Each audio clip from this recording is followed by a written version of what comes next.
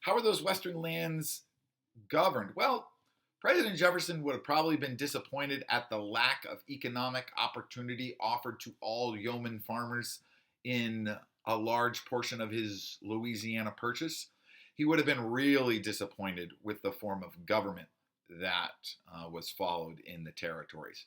Remember, new areas of the country start out as territories. That means they were directly controlled by the federal government.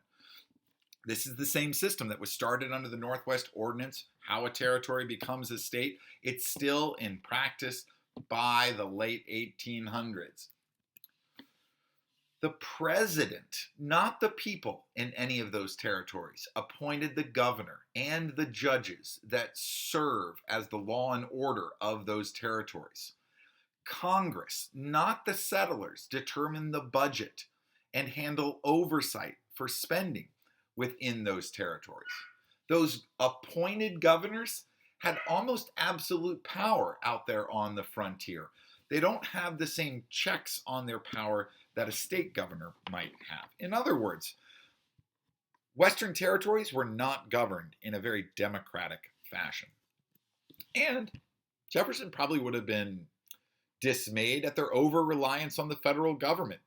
Most people in Western territories relied on the federal government for funding.